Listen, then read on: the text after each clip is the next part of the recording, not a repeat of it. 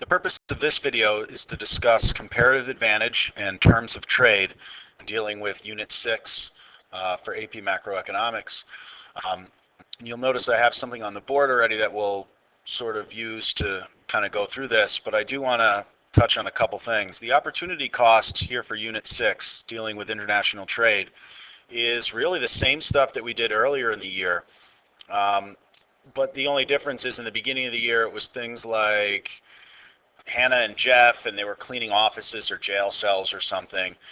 In this case, it's going to be countries, and they're dealing in different commodities. In this case, orange or avocados or whatever they decide in the scenario that they decide to trade. It could be anything. It could be things that don't even make sense. You know, it could be the United States trading bananas. If that's what it says in the question, it doesn't make sense. We don't grow bananas in the United States, but for whatever the reason, that's what the AP exam wanted you to do. So don't get too caught up into what the actual graph is saying or what the little chart, the information it's giving you.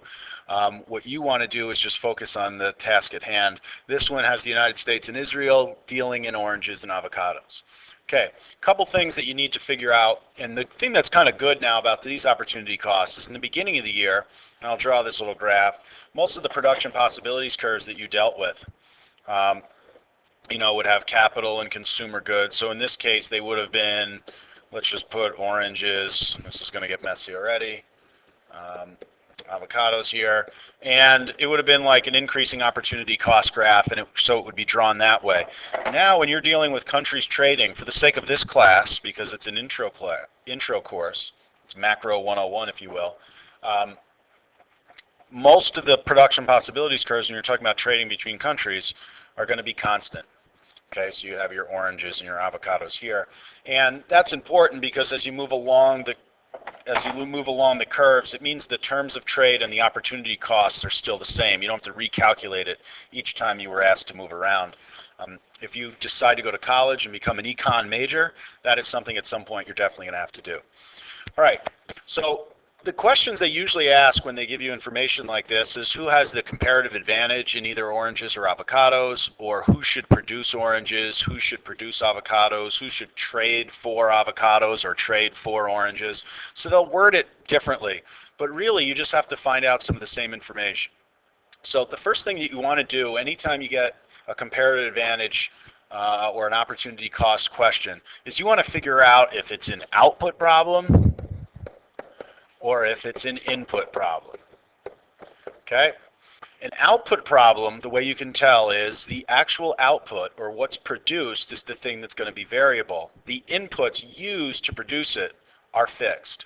So in this case, you'll look at this question. It says production possibilities, okay, in 1 day of work. So what's fixed? The time, the amount of input. In this case, the amount of time it takes to produce oranges and avocados, or harvest them, or pick them, or whatever, however you want to think about it, but it's 1 day of work is fixed. And if you look down here, what's changing? The amount that is created, okay? The bushels are changing, all right? And so what does all of that mean?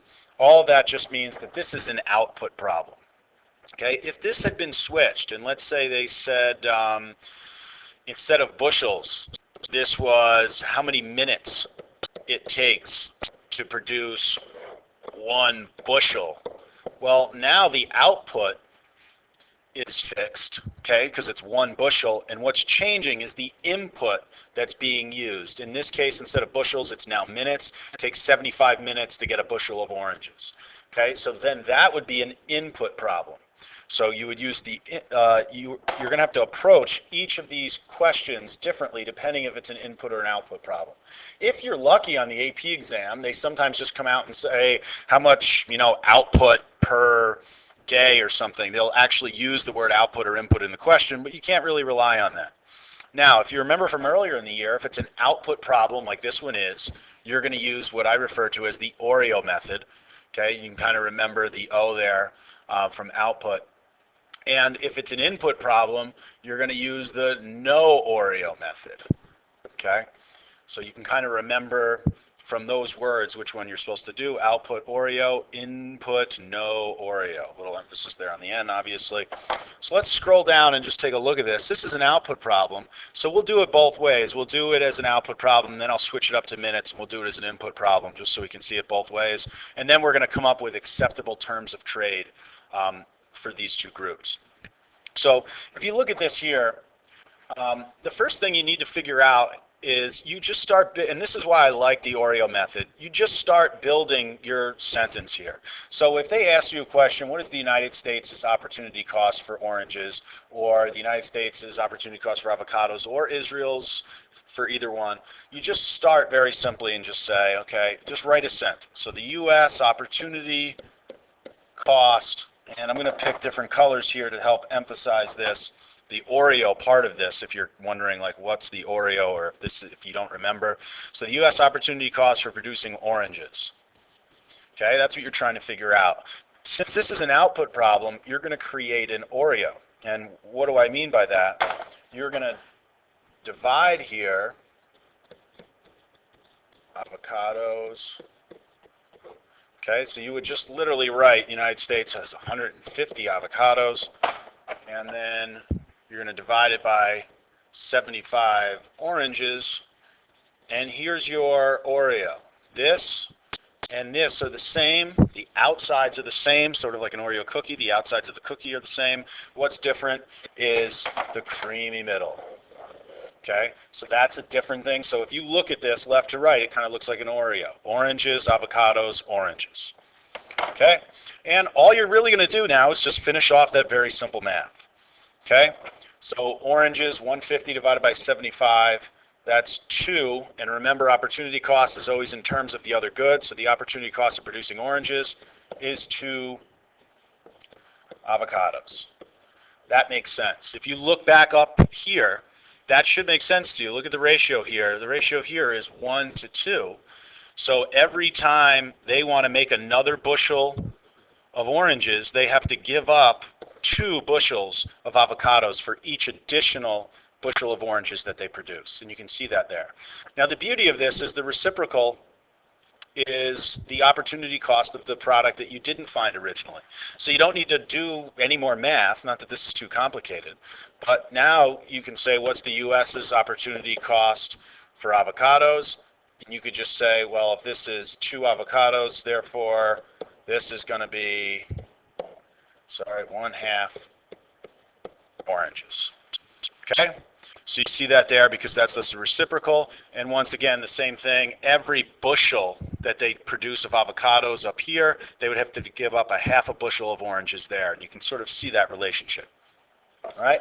So those are your opportunity costs. The opportunity cost of oranges is, let me just kind of circle things here, is 2 avocados.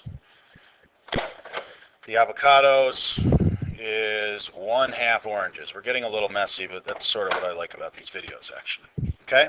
Now what you got to do is you got to figure out who should make what. Well, you got to figure out what Israel's scenario is in here. So you just do the same thing for Israel. Okay? Israel's Opp Cost for oranges.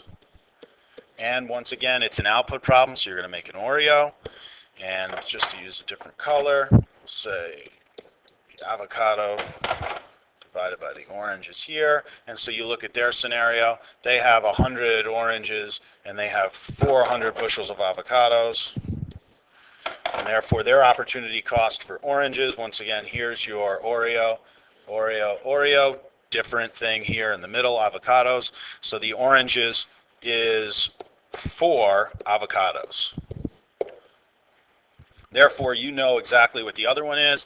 Avocados, therefore, Israel's opportunity cost for avocados is 1/4 oranges, because it's just a reciprocal. This was 4. This here was 4. Therefore, this here is 1/4. Okay, and now all you want to do is, remember, you want to have a country produce a product that they have a lower opportunity cost for producing. So you just look for the smallest number. So you look up here, the United States opportunity cost for oranges is 2. Israel's opportunity cost for oranges is 4. Well, 2 is less than 4 Or in other words, the United States, when they produce oranges, give up less avocados. So they should make oranges.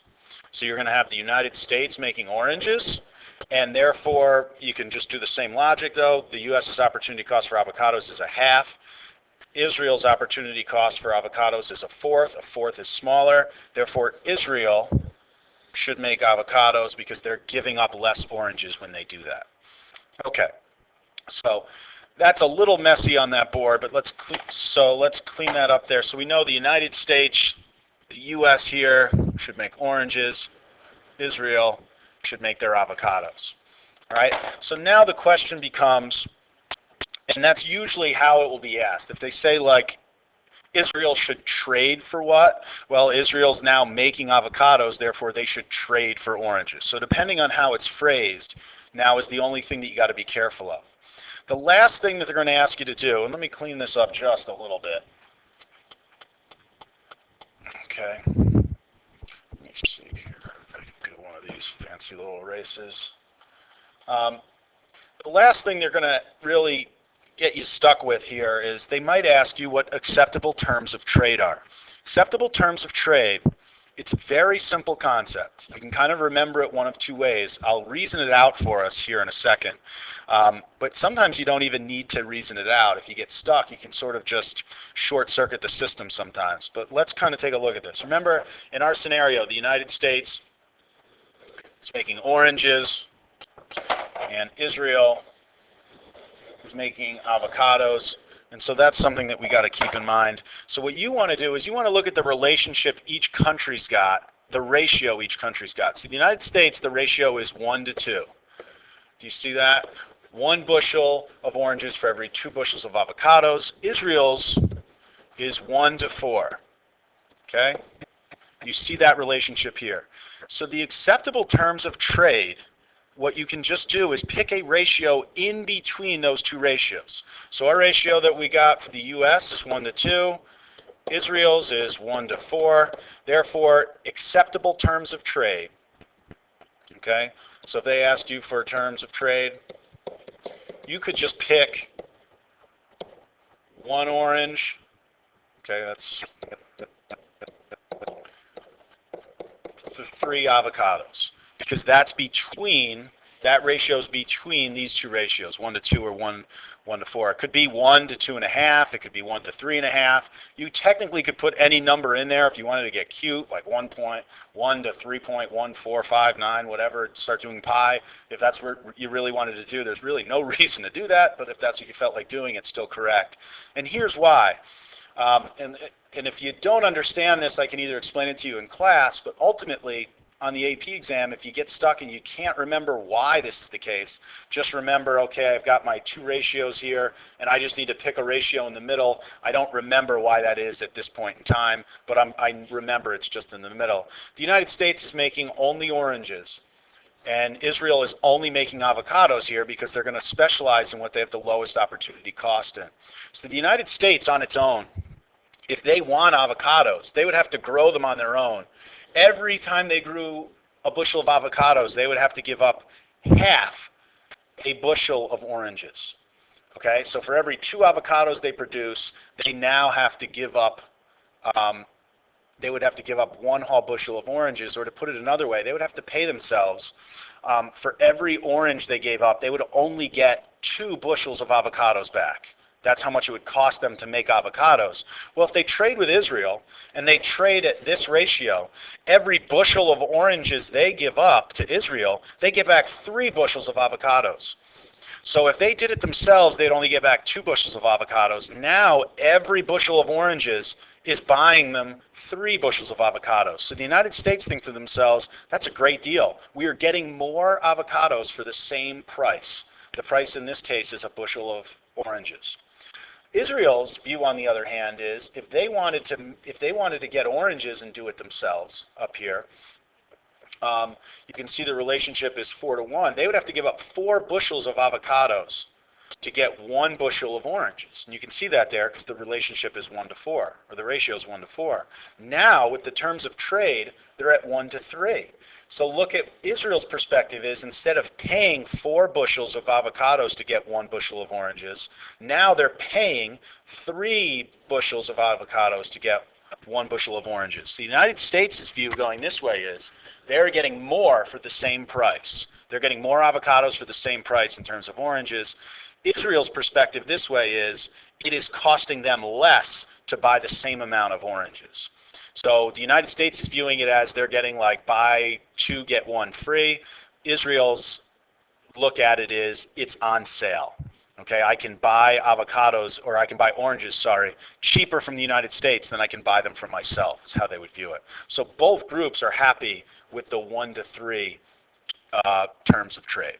Okay, hope this kind of answered all of your questions here.